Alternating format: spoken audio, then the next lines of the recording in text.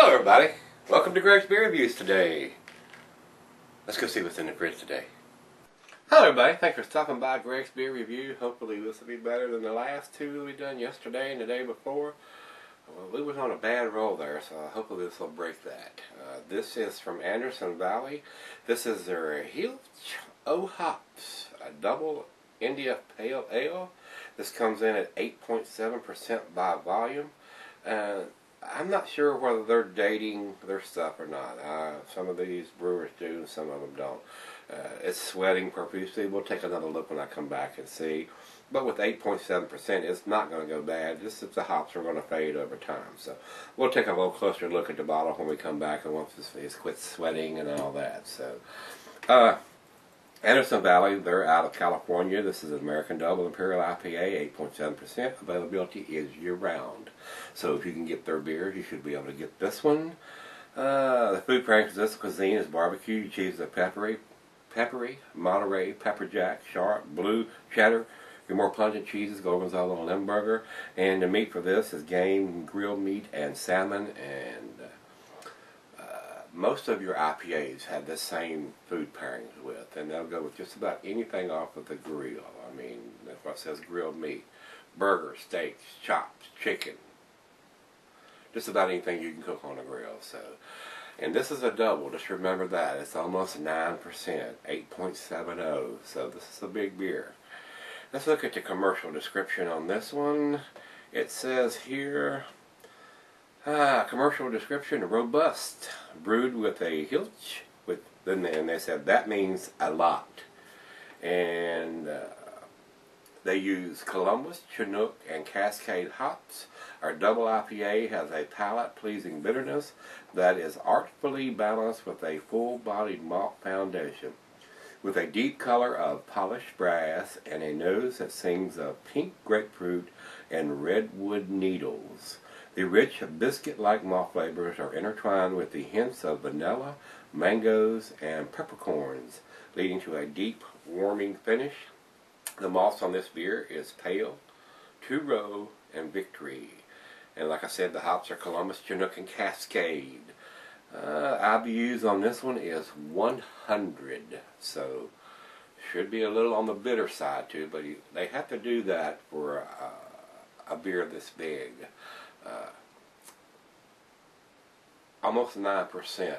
There's a lot of sweet malt there that they have to try to balance out. So, without further ado, glassware, snifter, tulip, oversized wine glass. I brought out the double glass for this one, guys. And it says can be cellared for extended periods, being an ABV of this size. But just remember, the hops will fade over time. And like I said, we'll take a closer look for a date when we come back and do the final chug and comments on this one. So, get the cap off of this bad boy. I usually like most of the stuff that Anderson Valley does, so hopefully I'm not going to be disappointed with this one.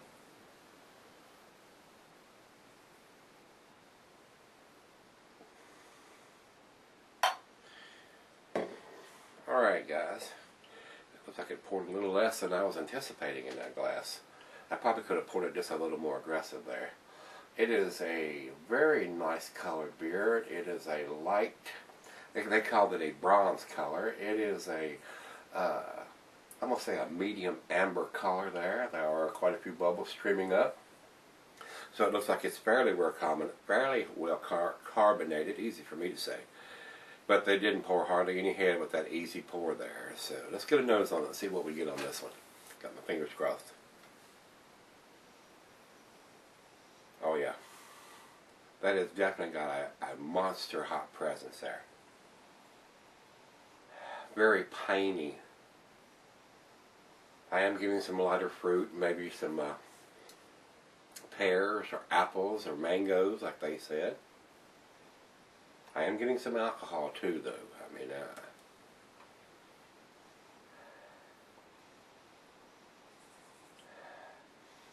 yeah. It's definitely got a big hop presence on this. But like I said, I am getting the alcohol, which is kind of disappointing because that's just going to get a little bit more intense as it warms up. So let's give it a taste and see what we got. Cheers, everybody.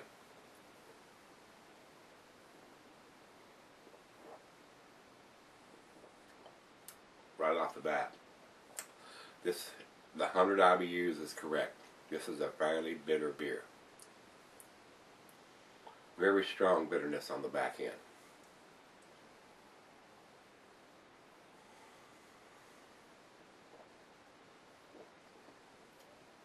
Ton of hops.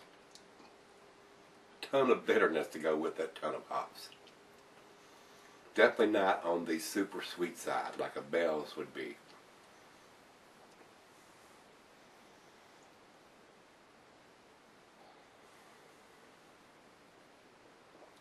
This is not for the faint of heart.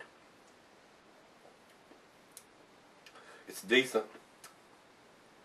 Definitely above average beer, but it has got a strong bitterness to it. And a lot of pininess.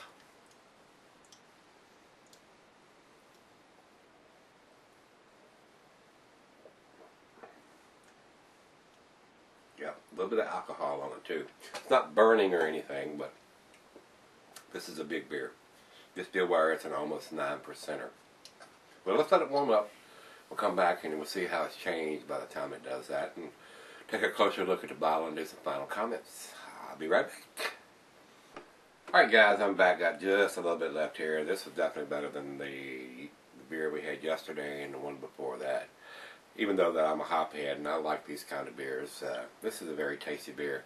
Like I said, it is very strong, 100 IBUs, which makes it very bitter on the back end. So if you're not used to drinking something with that big of an IBU or that much bitterness, it may be a little too bitter for you. But it's a fairly tasty beer. I mean, there's a very nice hop presence to it. And my personal feeling is it could have a little more maltiness to go with that much bitterness. So I think it's lacking on the front end, on the sweetness of it, and very much presence of the bitterness on the back end. So let's do the final chug on this one.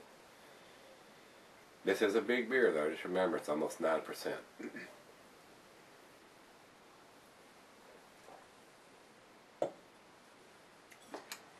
I did check the bottle and there is no dating on this. That's basically the only thing that I can hack on them about on this. Even though it's that big of a beer and it's not going to go bad. We still want to have a date on there so we know when it was put in a bottle and how long we can sell it if you choose to sell her an IPA. So, or especially a double IPA like this. So, guys, I'm going to give it an 8, which is an A-. I definitely think it's an A beer, but I don't think it's a 9 or a 10. It may have got the 9 if it had had a dating on it, and I could have told, could have known when it was put in the bottle. So right now this beer could be a year old or 2 years old. I have no idea. There is absolutely no dating on it at all. So that's the only thing I can fuss about this, other than having just a little bit stronger in alcohol than I was expecting. Even though it's a bigger beer, some of the beers are made just a little bit better than this. And like I said, I usually like most of the stuff that Anderson Valley does. So it's decent. It's worth trying. It's worth picking up. It's on the bitter side. Just remember that. And it is a bigger beer, a little on the boozy side too. So definitely better than what we had in the last 2 days. So with that being said, let's go to the ratings. Rate Beer says it is 94 overall, which is an excellent number there. But 64 in the style. So there's some unhappiness going on there as far as fitting in that style. And go over to Beer Advocate. Beer Advocate says 85, which is in their very good range. And I'll agree with that.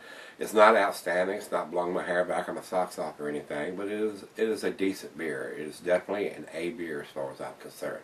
But it's on the bottom scale of that A. Right at A-, which is an 8. So guys, if you had this, give me some comments back on this one. I've got up on that soapbox as far as the dating, even though it's a big beer. Still want that date on there when it was put in the bottle, so we know how long we can keep it if you choose to sell her. So give me some comments back, rate, comment, subscribe, and let's go take a look, see what's in the fridge tomorrow. See everybody there?